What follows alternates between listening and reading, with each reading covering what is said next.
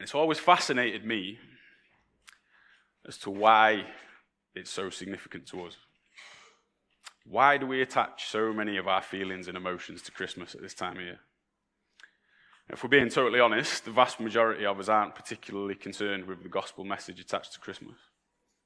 So why the obsession? And I think at least partly through a combination of advertising, long-held traditions, certain pieces of imagery, you know the ones. Christmas has gradually worked its way into our minds as this ultimate collective time of celebration and joy. Pretty much everybody gets involved. So wherever life finds you, kind of whether you like it or not, we all end up bringing our emotions to the altar of Christmas, whatever they are, because it's all-encompassing. And for those of us that won't experience joy and celebration at Christmas, you don't really get the chance to opt out of it, do you?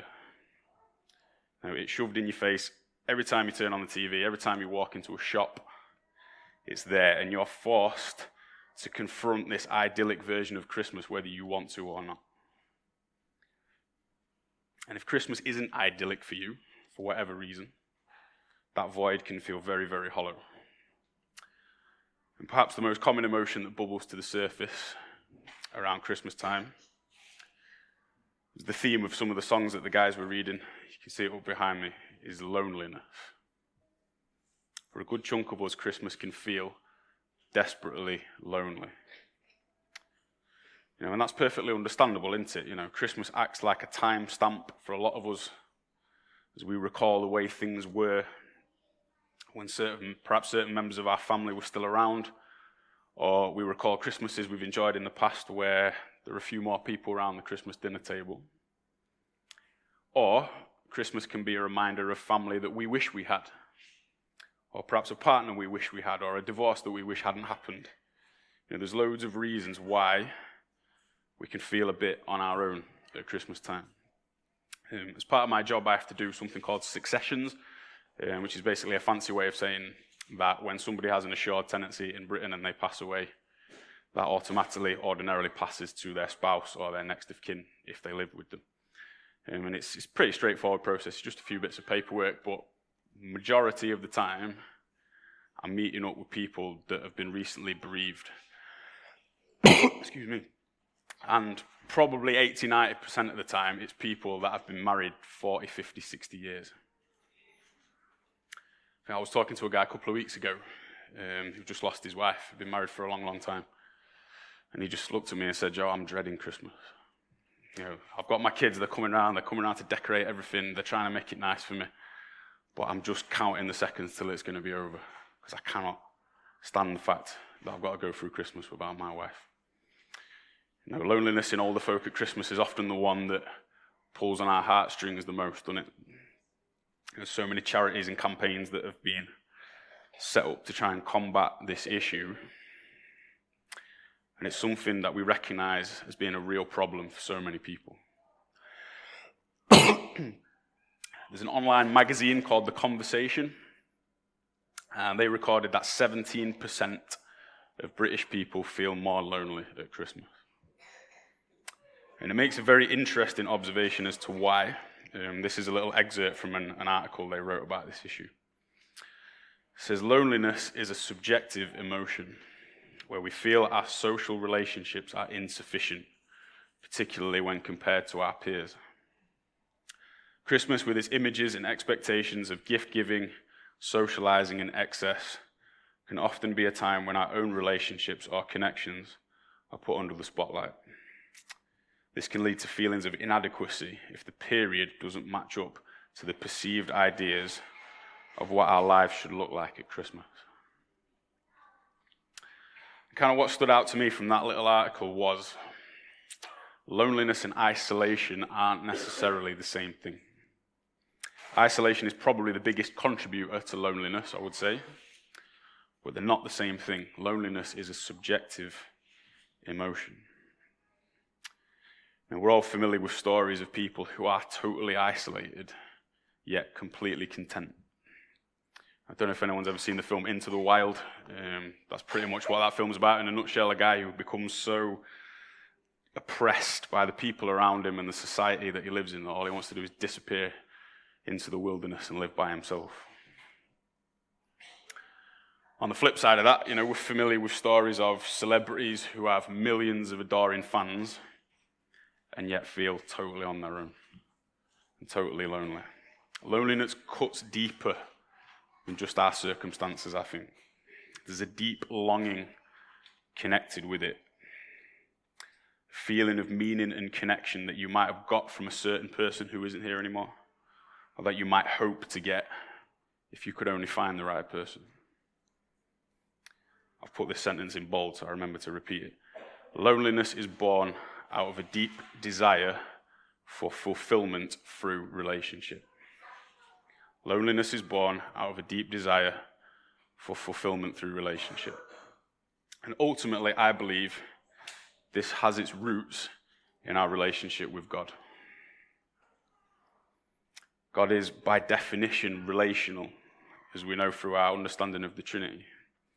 Right at the very beginning, when Adam walked in the garden, God made his mind up pretty sharpish. It's not good for man to be alone. Genesis 2:18. And we get this wonderful description of the relationship between Adam and Eve in Genesis 2:23, bone of my bones, flesh of my flesh. But when the serpent brings about the fall and everything changes, God says to Eve, your desire will be for your husband, and he will rule over you. The relationship has become distorted as a result of their disobedience, and God casts them out of the garden. So sin poisons the harmony that existed between human and between human and God. It was horizontal and vertical at the same time. And the coming of sin into the world, in one sense, is the story of a broken relationship. And every human being that has ever existed since has felt something of that longing for what we had when mankind left the garden. In the garden we had love, we had respect, we had significance, enjoyment, the conditional promise of permanence, everything that you could ever want from a relationship. And as a race of people, we've never fully been able to recapture that. So when we feel the sting of loneliness, by definition, it comes with this feeling of longing that things should be a different way. It shouldn't be like this. And I think our approach to Christmas, in some ways, is an attempt to recapture some of that magic. Think of some of the phrases that we bandy about at Christmas time. Peace on earth, goodwill to men, joy to the world, families coming together, giving and receiving gifts, enjoying ourselves, being charitable, feed the world, all of that good stuff. We know that that is the way that life should be, instinctively. And as good as Christmas can and will be for a lot of us, unfortunately, no amount of tinsel and mulled wine is going to satisfy our deep desire for a perfect relationship. So how can the message of the biblical Christmas help us make more sense of this and bring us some of the joy that we know we need? Well, if we can strip away some of the bump that comes with Christmas and wrap our heads around the historical story, some of which we had read for us, hopefully we can understand that whilst our personal lives might be really hard, we're part of a bigger story. And although we might be lonely in the here and now, one day we will know the true meaning of Emmanuel, God with us. So often we think of the biblical Christmas story quite selectively, don't we? Certain bits of it we like to focus on. We like the wise men, we like the shepherds and angels, we like Elizabeth and Zechariah and Mary and all of that good stuff. But in reality, if you look at the timeline in a little bit more detail, all these beautiful moments which go on the front of our Christmas cards were quite brief compared to what came after. After the visit of the wise men, as we had read for us from Matthew, after all the joy and wonder, this tiny family become fugitives overnight, pretty much. And they didn't just flee up the road either. They had to go to Egypt. They had to go to another country. This was the extent of power that King Herod could wield to try and find Jesus and kill him. We don't know how long they were there for. No idea. Just told they stayed until Herod died. Could have been a few months. Could have been years. We don't know.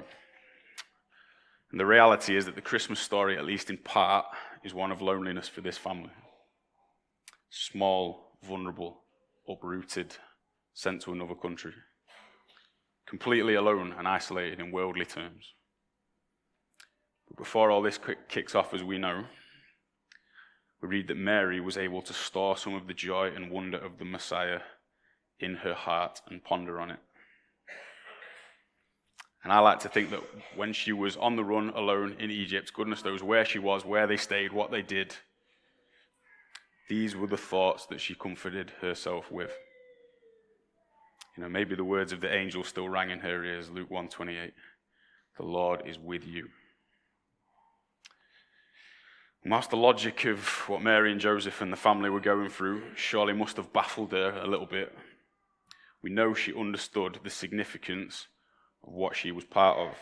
She says, all generations will call me blessed. She understood her calling.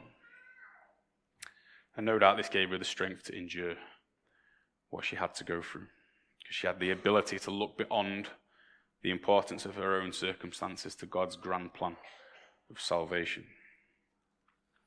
Another lady who really felt the sting of loneliness was Anna, which was also read for us. Her husband died after 7 years of marriage, and she had to soldier on alone until she was 84. Now, 84 is a pretty grand old age today, but in the first century, I think the life expectancy was about 35, so 84 was a pretty decent innings by their standards.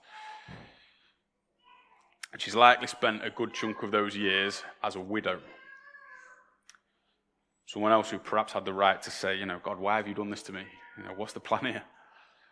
She spent years in the temple fasting and praying day and night. There's almost this air of desperation about her. We don't exactly know what she was fasting and praying for. We presume it was for a chance to see Jesus. But she's kept at it on her own till the age of 84. Years and years of silence, alone, widowed. But she would not let personal circumstance dent her faith. And she understood her role in what was happening. She was concerned with the redemption of Jerusalem, with the redemption of the people, the coming of the Messiah. And in the end, she experienced the joy of seeing him. And I'm sure in that moment, all those years of being on her own would have felt worth it. And I'm sure if you could have asked her, she'd say, I'd do it all again. The coming of the Messiah gave her the fulfillment that she needed. She had ached for this moment. And in that moment, she understood her part in the redemption of the people. See, Anna had to wait a long, long time to hear from God. But the nation as a whole hadn't heard anything from God prior to this time for hundreds of years. Sometimes called the silent years. This period between the Old and New Testaments, when the people didn't hear anything from God.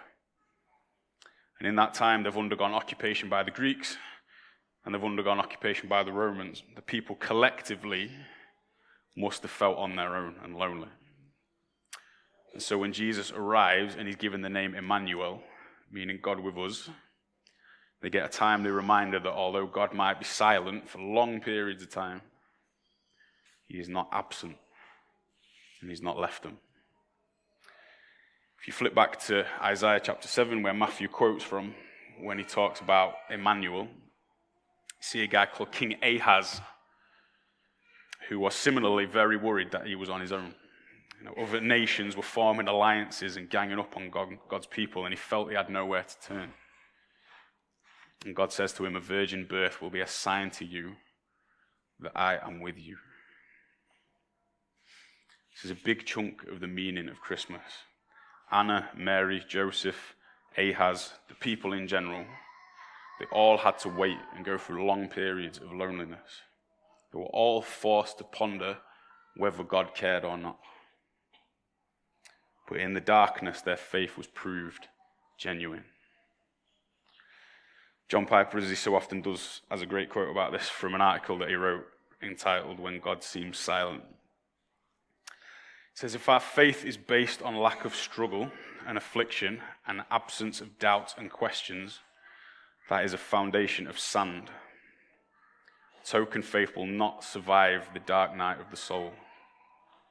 When we think God is silent or absent, God may show us that our faith is false or superficial.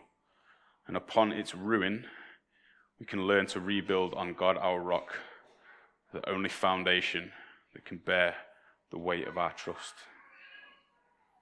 God may be silent at times in our lives, and this may make him seem absent. But Emmanuel means that factually speaking, we're never alone, despite what we might feel. I'd encourage you today, if you're struggling, to cling to this, because it can help us look beyond our present circumstances. I'm sure some of you must be thinking at this point, yeah, that's all well and good, but it doesn't really help me in the here and now. You know, it seems a bit trite, doesn't it? To say to someone who's lonely and struggling, oh, it's all right because Jesus is with you. You know, he'll be fine in the end. These words aren't a magic spell to make us feel better. The reality is, you can be the most devout Christian and still feel crippling loneliness. And I'd be doing you a huge disservice if I were to stand here like some self-help guru and tell you I've got the answers to your problems, because I haven't. You know, some of the articles I read on this issue had loads of suggestions as to how you can combat loneliness. Keep a diary, do regular exercise, do something with your hands, build something, craft something, keep structure and order and routine in your life. You know, all very useful, I'm not knocking it, but it does feel a bit like treating the symptoms rather than the disease itself. And that's because sometimes simply the damage cannot be undone. Don't know if anybody saw the Channel 4 documentary that followed a couple of elderly folk who were on their own at Christmas. And they interviewed dear old Margaret. I don't know if anybody saw that. And the interviewer was talking to her and said, what would you like to happen to make your life a little less lonely? She thought about it for a long time, probably 30, 40 seconds of just dead silence, and she looked at this lady with tears in her eyes and she said, nothing. Nothing can bring back my husband. And the reality is the world can be cruel. We don't always feel comforted when we need it. We sometimes pray and hope for things we don't get. There's no answer that I can give you this side of glory that will help make sense of it. You know, Mary got told that she was highly favored and would bear the Son of God, and in the blink of an eye she was a refugee. Now, how do you make sense of that? In and of ourselves, we cannot change our fate. And despite what the media would have you believe, we're not in as much control as we think we are. You know, we can't all manifest our destiny. You know, and like with Mary, in the click of a finger, our lives can turn upside down. And we don't always have the power to put it right again. And even Jesus himself wasn't immune from this. And his life was mapped out and predetermined from beginning to end, sometimes even against his wishes. And in John 5:30, he says, by myself, I can do nothing. He had no choice in the matter to some degree. And boy, did Jesus know what it was to be lonely. Isaiah 53 tells us that he was despised and rejected by mankind. He was rejected in his own town. He was a vagabond, with a small band of disciples most of whom abandoned him when he needed them most. But rather than Jesus' loneliness being tragic or upsetting, it was totally necessary. For he alone was worthy to walk the road to bring us back to God and restore the relationship that was broken. The Apostle Peter in one of the Gospels very brazenly tells Jesus that he's willing to follow him to death if necessary. And he denies him and runs off about 5 minutes later. Jesus was predestined to walk the road to the cross completely on his own, because he was the only one worthy to hang on the cross and suffer the ultimate abandonment, the ultimate loneliness. My God, why have you forsaken me? He was forsaken so that we could be brought near. That's the only thing we can hang on to with any certainty. It may not solve our issues in the here and now, But it's the only thing that will one day satisfy our craving for a fulfilling relationship. Promise of a new heaven and a new earth with perfect relationships. And that has to be good news to us. It has to be, wherever we find ourselves this Christmas. You know, if you're sat there staring down the barrel of a Christmas on your own, and you're dreading it, or you're struggling with loss or family issues, please come and talk to us about it. Either myself or Ash, or we'd love to speak to you, and at the very least pray with you. Despite what I said before, we do believe prayer is powerful and can change things. And I truly hope and pray that you find some peace, whatever it is you're going through. But know that your loneliness and heartache is an indication that life wasn't supposed to be like this. If you're faced with people enjoying themselves this Christmas and you find it reminding you of what you haven't got, one day there will be equality in the joy of heaven. We will all have an equal share. But Jesus will be exalted because he was the only one worthy to end our loneliness. And if you're looking forward to a full-blown family Christmas with all the trimmings, loads of fun and excitement, loads of people around the Christmas dinner table, I hope it goes wonderful. I hope you have an amazing time. Perhaps take a minute to pause and think. Thank you, God, for this little taste of heaven on earth. But keep in mind, it's only the hors d'oeuvre. The main course is still to come. One day at the wedding feast of the Lamb, those Brussels sprouts are going to taste that little bit sweeter.